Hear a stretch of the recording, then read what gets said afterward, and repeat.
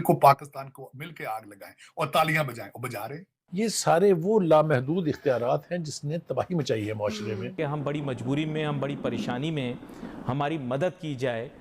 Saudi Arabia इस वक्त खुल गया, सैन में चल चुके हैं, बॉलीवुड के शो हो रहे हैं, लेकिन आप चाहते हैं जिहाद करना। भारत की सरकार ने पाकिस्तान की सरकार का जो ट्विटर अकाउंट है वो इंडिया में ब्लॉक कर दिया, जहां पूरे मुल्क को आग लगा दी है और लोग तालियां बजा रहे हैं। जब हमने ग्रेट ब्रिटेन से आज़ादी हासिल की तो Singapore, Malaysia, Burma, India, Pakistan, Sri Lanka और ये जो बांग्लादेश थे, ये सारे ममालिक जो थे दे ऑल केम टुगेदर। और लेकिन उन्होंने कहा कि सिंगापुर की जो पर कैपिटा जो जीडीपी है वो तकरीबन $58,000 के करीब है, मलेशिया की $11,000 के करीब है, श्रीलंका की कोई $3600 के करीब है, इंडिया की $2900 के, इसी तरह बांग्लादेश की जो है वो $2000 के करीब। क्या वजह है कि पाकिस्तान की 25 करोड़ आबादी और हमारी पर कैपिटा इनकम $1388 है और म्यांमार जो है उसकी भी 1333 है? क्या वजह है? इस तरह this is what happens to the societies, to the countries. जब उन्होंने खत्म होना होता है उनकी डायरेक्शन ये हो जाती है। वो देखते नहीं है कि हमें जिहाद करने के लिए भी खुराक की तो जरूरत है, तालीम की जरूरत तो है, और गुर्बत के खिलाफ जिहाद क्यों नहीं करते, जहालत के खिलाफ जिहाद क्यों नहीं करते।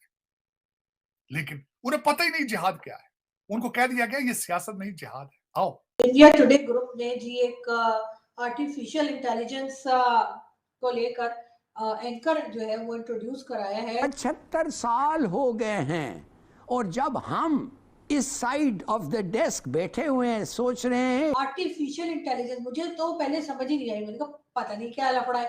तो मैंने फिर अपने एक इंडियन दोस्त को फोन किया, मैंने कहा ये क्या करे तुम लोग, तो वो कहते हैं कि जी आर्टिफिशियल इंटेलिजेंस किस्म का फ्रेम ऑफ माइंड। नमस्कार दोस्तों, जय Hind. Now Hindustan speak channel में आपका स्वागत है।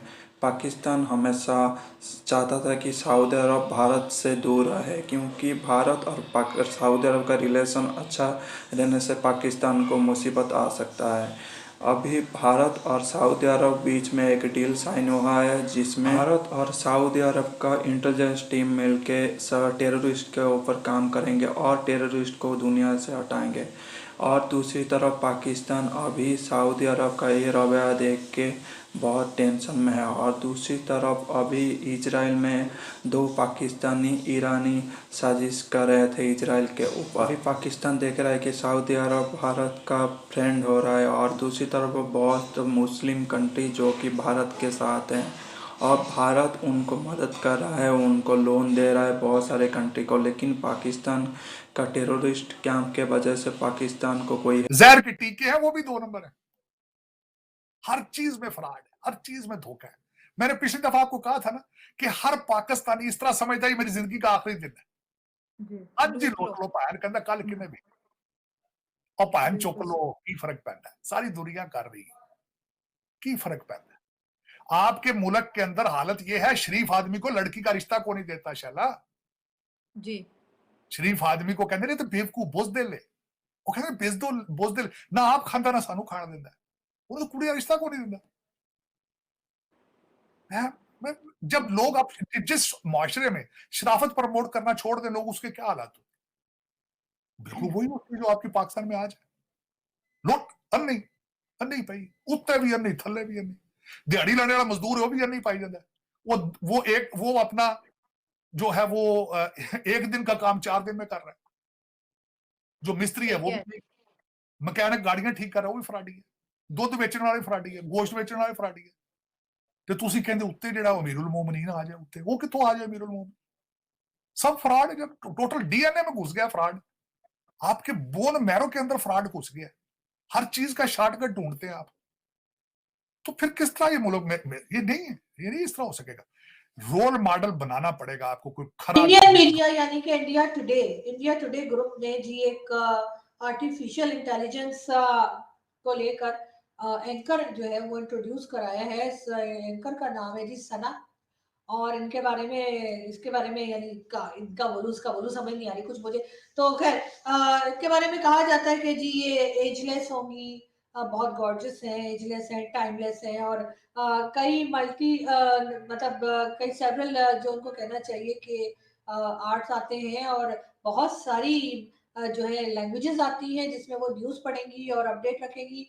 और मज़े की बात ये कि अगर इस किस्म के यानी आर्टिफिशियल इंटेलिजेंस, मुझे तो पहले समझ ही नहीं आई, मैंने कहा पता नहीं क्या लफड़ा है। तो मैंने फिर अपने एक इंडियन दोस्त को फ़ोन किया, मैंने कहा ये क्या कर रहे हो तुम लोग? तो वो कहते हैं कि जी आर्टिफिशियल इंटेलिजेंस यानी कि रोबोट, ठीक है? ये एक रोबोट होगा और ये पूरा कंट्रोल में होंगी, तो ज़ाहिर है कि जब रोबोट है तो फिर ना तो उनके मतलब ब्यूटी को कुछ होना है, ना उनके फिगर को कुछ होना है, ज़ाहिर है उन्होंने तो पकौड़े खाने नहीं है, और ना ही कोई और प्रॉब्लम होनी है। और साथ-साथ बहुत सारी लैंग्वेजेस भी आती होंगी, ज़ाहिर है जो फीड कर दी गई होंगी, उन लैंग्वेजेस में आपको जो है वो अपडेट भी मिला करेगी और के हक में होते हैं।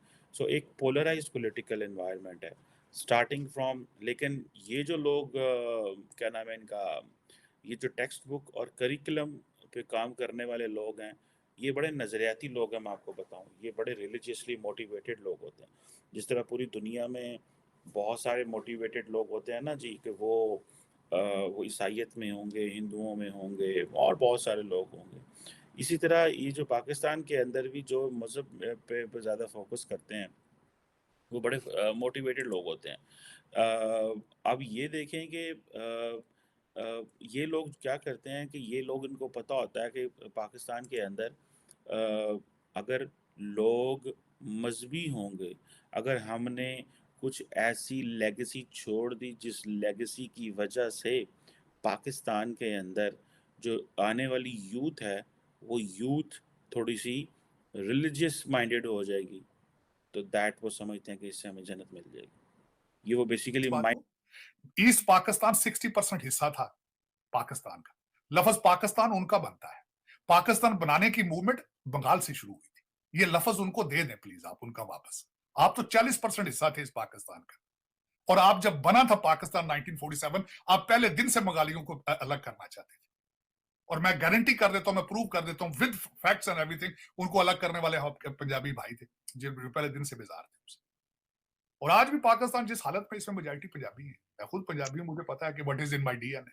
क्या पाकिस्तान आज गरीब इस वजह से है क्योंकि पाकिस्तान के अंदर मिलिट्री जनरल्स रूल करते रहे हैं? एक बात, क्या इस वजह से है कि क्योंकि मिलिट्री की पाकिस्तान की पॉलिटिक्स में इंटरफेरेंस है?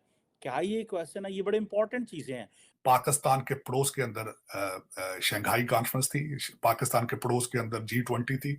मैं आज यकीन करें, मैं अप्रिशिएट करूंगा भारत को कि उन्होंने फिर फराख दिली का मुजाहरा किया, पाकिस्तान को इनवाइट किया। पाकिस्तान की तरफ से सबसे बड़ा फॉरेन पॉलिसी का ब्लंडर था ना पार्टिसिपेट करके, ना पार्टिसिपेट करके। इन्होंने उसको वेलकम नहीं किया, इन्होंने उसमें पार्टिसिपेट नहीं किया, ज्यादती की। मैं ये समझता हूं कि इस दौर के अंदर आपको हर चीज टेबल पे करनी चाहिए। और आप जब आप अफोर्ड ना कर पा रहे हो कि किसी भी मेरा मकसद है, ये जो अल्ले तल्ले पिछले 76 साल हम करते रहे हैं, दुनिया की सबसे बड़ी फौज, दुनिया का सबसे बड़ा ये, दुनिया का सब, वो यार है, खुदा का नाम है, को कौम का सोचो, पाकिस्तान का सोचो, इनको वेलकम करना चाहिए, दबा जाना। दूसरा सबसे बड़ा ब्लंडर इन्होंने किया ये अमेरिका की डेमोक्रेट कॉन्फ्रेंस में ना आने का। तो इन्होंने हालिया ये किया है कि इस वजह से नहीं आया कि चाइना, क्योंकि अभी आपको पता रिसेंटली चाइना ने कुछ पैसे दिए हैं, क्योंकि इनके बच्चे लंदन में भूखे बैठे थे, उनकी ट्यूशन फीसें लेट थी, उन्होंने दिए इनको पैसे कुछ। तो इस वजह से उन्होंने कहा कि देखें, IMF को तो कोई पता नहीं है, लेकिन जो बड़े भाई हैं हमारे, जो चाइना वाले, वो तो फिर भी हमें कुछ ना कुछ दे देते हैं। तो इन्होंने उनकी नाराजगी बर्दाश्त नहीं की, गलती की, ज्यादती की। और सबसे हमारी बिल्कुल इसी तरह की हरकत जो है, हमारी इस तबाही का मूजब भी यही बनी। ये दो सबसे बड़े रीसेंट ब्लंडर हैं आपके।